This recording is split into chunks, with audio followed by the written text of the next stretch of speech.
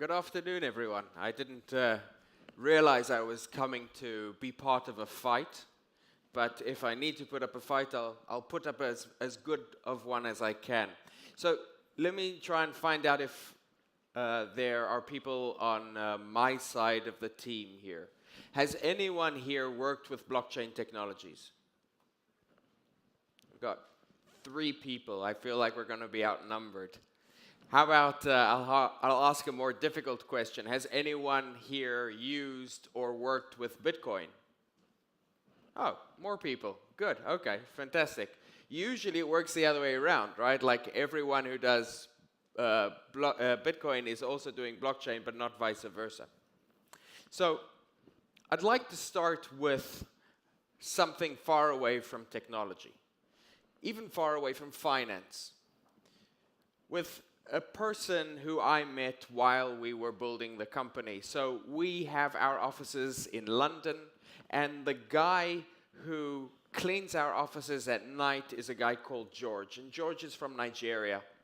Now, I happen to work late very often. He comes in very late, and so we've met each other many times. Now, George is exactly the kind of working class hero that immigrants often are. He came to a different country. He studies on weekends and at night. He works as a cleaner in different places. He commutes every day, probably 3 to 4 hours, and he manages, from the little money that he earns, to save as much as he can and to send it back home to his parents. And every time he sends money back home, he gets fined. So you know the experience where you're going out for Friday, you're going to go for dinner or maybe a movie, and so you're paying for the movie tickets, and you're paying for the babysitter, and you're paying for the fuel, and you're paying for, dinner, but there's one last thing that's going to happen, which is you're going to find yourself circling the block for like 15 minutes looking for parking because you don't want to pay the €20 or £20 that parking is going to cost. That last bit, this evening, is going to cost £200. Those last £20 really hurt. So we all know the pain of £20, but George, who manages to put together over the course of 2 weeks £200, goes to his local Western Union branch, sends money home, and he pays a fine of £20 every time he does this. A few talks ago, Marta from Azimo was here. And Azimo are part of a growing number of companies who are trying to help people like George. They're trying to make it faster and cheaper. And they've done an amazing job doing it. The problem is that their margins are razor thin. And their margins can't get better because the system that they're working on is old and highly inefficient. The system they're working on is the basic infrastructure, the plumbing that we use to move money around the world. And that plumbing is the banking rails. And what we do at Epiphyte is help improve or provide an alternative route of moving money which doesn't rely on the old corresponding banking model.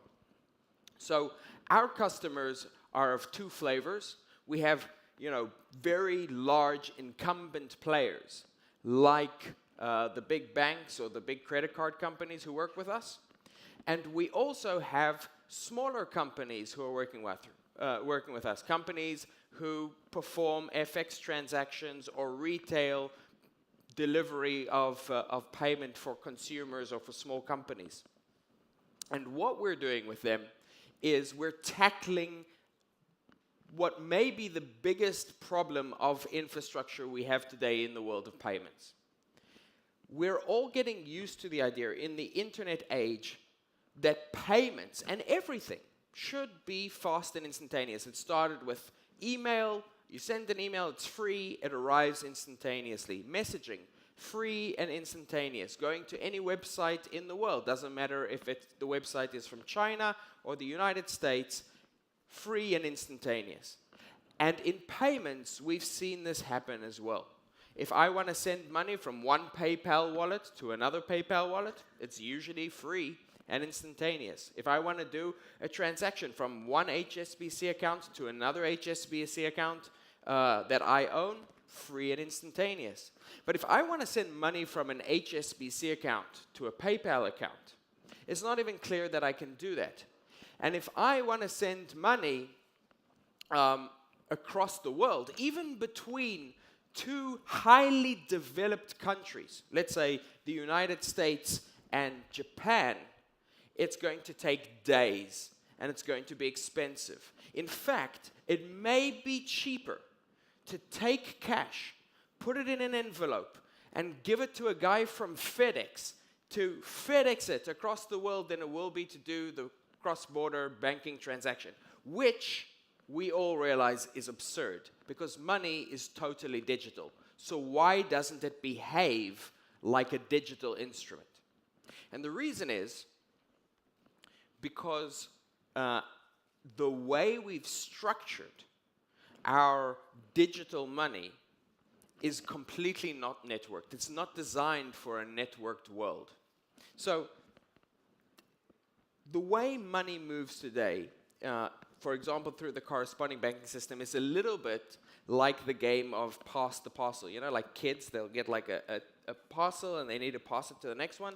So one bank passes it to the next bank, which maybe is a central bank, which passes it to a global bank, which passes it to a global bank on the other side, which passes it through the central clearing mechanism in Japan, finally to the end destination bank, and then to the beneficiary.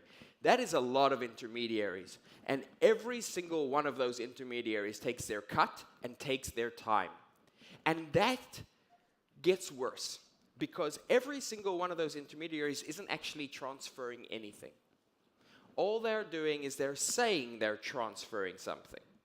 And they're using a system of accounting to try and account for those changes, which means that one bank has a hidden list of all of its money, and another bank has a different proprietary ledger, which is hidden from everyone else, and they need to reconcile at every single step between these hidden lists. The problem that you end up with is a problem of trust. And so it ends up not even being a game of pass the parcel. It becomes like a game of whispers, where one child whispers one thing. Yeah, you can't even hear it, right? One child whispers one thing to the next, and because it's a whisper, it's not even clear that the information or the value is being transferred correctly. So, what we've done at Epiphyte is we've said, how can we use this new technology, blockchain, which is solely designed to solve this problem, solve the problem of trust to manage cross-border transactions. And this is the methodology that we use. So what we've provided is a single integration across multiple blockchains. These are things like Ethereum and Bitcoin, multiple different networks through which you can take funds and send them across the world through a digital conversion, through a digital commodity. Almost as if instead of playing pass the parcel, you are playing catch. And the person on the other side doesn't need any intermediaries to receive what you've sent. So how does this work? So let's go back to the example of Azimo, because they were here a bit earlier. Let's say Azimo want to send money to the Philippines. They have two problems. The first is FX exposure, and the second is float. So it's going to take them several days through the banking system to get money from the UK to the Philippines, which means that in the Philippines, they need to sit on 3 to 4 days of float. This is very, very capital intensive. They have to do it in the Philippines, they have to do it in Nigeria, they have to do it in Mexico, they have to do it in Brazil. This makes this an extremely expensive, capital intensive business that not a lot of parties can enter. But while they're doing that, they're also exposed to an additional cost. They're getting funds in pounds and in euros. But the Philippine bank account that they have is a dollar-denominated account. So they've got FX exposure to dollars now. And on the day, they need to guess and try to be as accurate as possible how many pesos are they going to have to send out that day. And then they need to convert the dollars to pesos. So now they have exposure to at least 2 currencies. This is not an efficient way of doing business. Instead, what we do is we help companies like those, banks and other financial institutions, to provide funds, find a domestic source of liquidity, turn those funds into Bitcoin or Ether, and then instantaneously transport them across borders and convert them directly on demand into the ultimate beneficiary's currency. So now you have a system which needs no float, happens instantaneously across border, and is incredibly low cost. How low cost? Sometimes we are cheaper than the mid-market rate, right? So we're sometimes so close to mid-market rate that we're able to make profit by offering mid-market rate. How is this possible? Well, one of the things, I asked earlier who uses Bitcoin, and around 5 people raised their hands. So it is easy to imagine that this is not a big market. And yet, last year, in the last 6 months, $50 billion worth of value were transferred over blockchains, 85% of which was over Bitcoin. Every single day, we as a company have access to between $1 and $1.5 billion in available liquidity, for example, in China. So there's a huge pool of liquidity that we can convert in and out of faster than anyone else can with zero counterparty risk. For us, we're a small business. We started 3 years ago. We have taken no outside investment, and yet we're able to move multi-million dollars around the world, and we can do this because our business is entirely not capital intensive. It's purely software. So this is the type of future that we're looking at. And what that means for George is, for example, with one of our customers, they're working with Visa, so he has a Visa card. We were able, with no negotiation between Visa and Safaricom, to allow direct, instantaneous transfers using blockchain as an intermediary of trust between 2 unassociated networks. George today, he uses our system. And for the retail customer, this is what it ends up looking like. So inside of that 1.5%, we've got profits for ourselves, we have profits for Visa, we have profits for Safaricom, and yet we're an order of magnitude cheaper and far faster than the major alternatives out there. So this is what we believe is the future of cross-border transactions. We think that eventually it will also be a way that wallets and banks will be able to do domestic transactions. Not everywhere.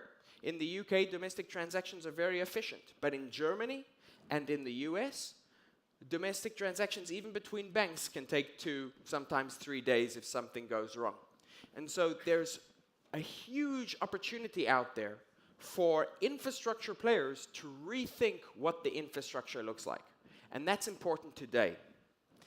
But I'd like to end with a story of why I think this is going to be even more important tomorrow. So George is a human customer, but more and more of our customers are not humans at all.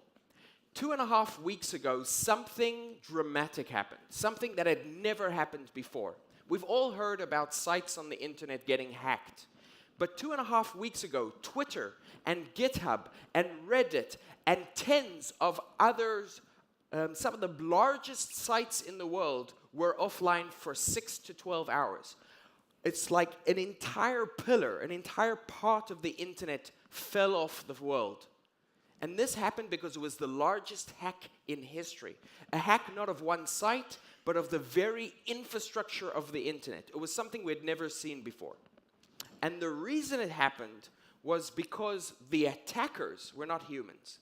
The attackers were hundreds of millions of devices that were connected to the internet, launching a massive denial of service attack on the backbone of DNS. This is what happens when non-human actors start to get engaged with themselves and transacting with themselves.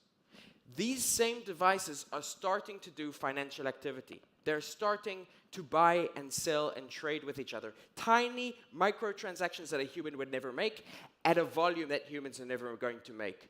And in a few years, this is going to look like a giant DDoS attack on the financial system itself. We need a global, robust infrastructure that is instantaneous and that looks like the internet.